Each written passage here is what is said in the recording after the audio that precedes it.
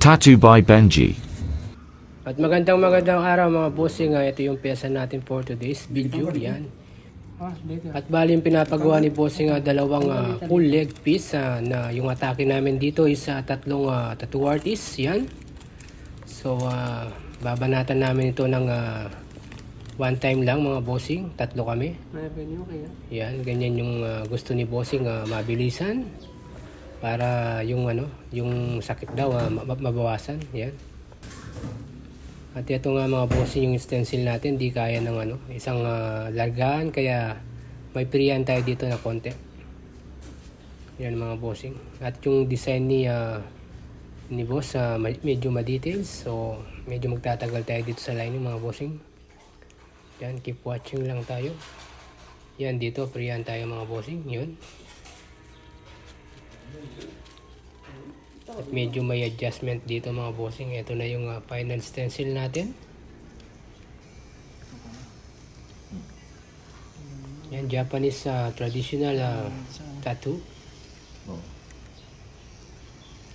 Bali si yan, God of Thunder sa Japanese history. At yung dragon nakapaikot.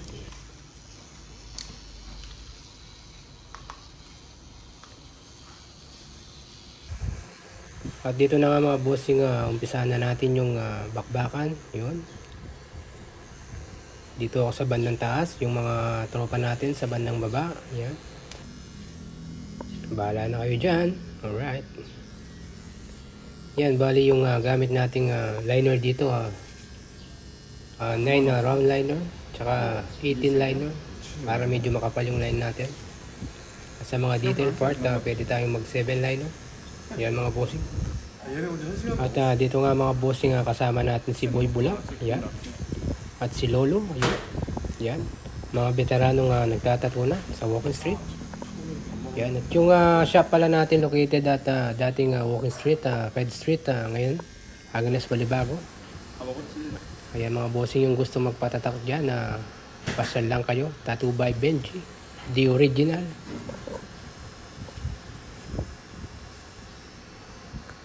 At dito nga makikita nyo mga bossing, yung client natin tinulugan lang tayo. Napakataas, sobra ng pain tolerance niya. Kaya yung plano niya, tatlong artist talaga yung babanat. Ayan mga bossing, keep watching lang. Have a nice day sa inyo.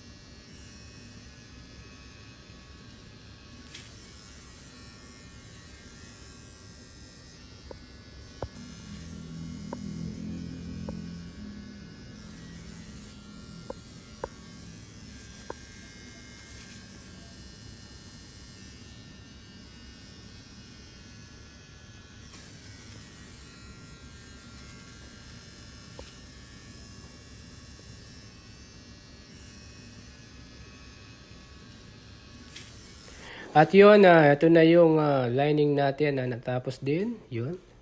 Bali, full body suit lining yung 70%.